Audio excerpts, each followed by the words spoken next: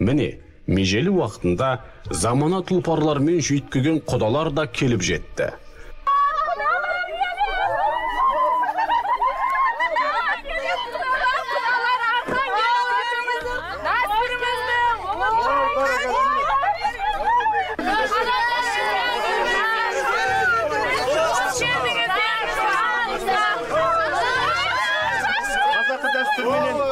Қарсы алсақ деп ауыл көтердік.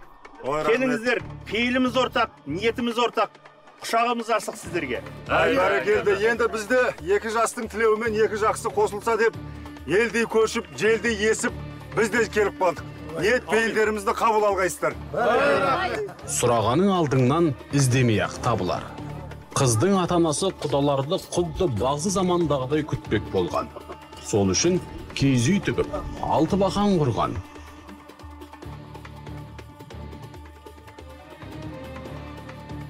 Қыз ұзатылып, есіктен шығып барады. Осы сәтте туған туыстарына арнап сыңсу айтады. Ұзатылып бара жатқан қыз қоштасу өлеңінде әр туысына рахмет айта жүріп, өтінішін де жеткізеді. Жылқы ішінде ала жүр, ұстай алмай оны бала жүр. Әкем кәрі, бауырым жас, көз қырыңды сала жүр деп келетін сыңсу көп таралған. Көздеген жылқысын ұстай алмай жүрген бала қыздың бауыры. Егде тартқан әкенің қайраты ондай шаруаға жарамайды. Осыны уайымдаған қыз ұзатылып бара жатып, жездесіне өсиет өтініш айтқаны ғой сонда. Ерсі қылықтардан аулақ болуға баулған.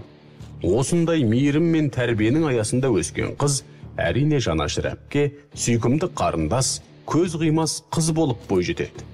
Енді әлпештеп мәпелеп өсірген аяулы қызыңды қалай жат жұртқа қиясың? Жүздеріне қарасаң, ерінін жыбырлатайын десе, көзі сөйлеп кетейін деп тұр талайдың. Отана, жаңа түскен жас келінге шапағатыңды тигізуге. Жарылқа, қарағым.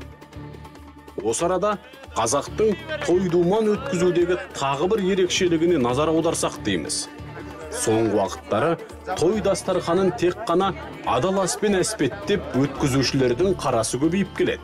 Бірақ құр ақыл айту мен асыра мақтаудан тұратын, сөйтіп жиналған жұртты жалықтырып жіберетін той болмаса екен деген тілек бар. Бір жағынан кісілік парасатқа сай, екінші жағынан қызықты думанға ұласар тойларды меңзеп отырмыз. Ендеше мереке мейрамды сырттан іздеудің қажеті бар ма? Оны біздің бабаларымыз осыдан мыңдаған жылдар бұрын ойлап тауып қойған. Құдаласу, қыз ұзату, арқан тарту, төс жегізу, тойбастардың барлығы шоу. Қазақтың жанына жақын шоу. Орамал том болмайды, жол болады дейді. Мынау келінің бетіне орамал салып, жас отауға отырғызғаның үшін жаны мынау саған. Ал енді шымылдық құрып, сол шымылдық құрған келіндеріме мынау сый сияпатым болсын. Үйлерінде де жақсылық ой болсын. Ал құрметті қонақтар, еташарды бастаса қалай қарайсыңдар? Айтыңызшы, туыстарды тізіп қойып, мынау түгенше, анау пәленше деп тақтақ етіп таныстырған өтімді ме? Әлде осылай той-думан салтына сай жеңіл әзілмен, әдетпен табыстырған дұрыс па? Әрине соңғысы. Беташар психологиялық қысымнан ада, жан жадыратар жағдайда танысудың бір тәсілі. Десе де, осы дәстүрдің ішкі иіріміне жете бойлай алмай, өзінше кісімсіп, мардымсып тұратын кісі киіктер де болады. Мұндайда не амал? Келін иіліп сәлем салып, жаңа жұртына тағзым етіп, құрмет көрсетіп жатқанда жеңгелер шашу шашады. Бұл өзіне дейінгі жартылай ресми реңкті әп-сәтте бұзады. Жаңа ғана қолын қалтасына салып шікірейіп тұрғандар шашу тереміз деп иіле томпаңдай бастайды.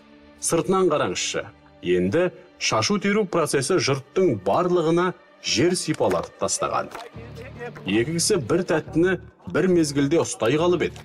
Табан астында сіз алыңыз. Жоқ, ол сіздікі десіп, сыпайы сызылса қалды. Шоу ма, шоу болғанда қандай?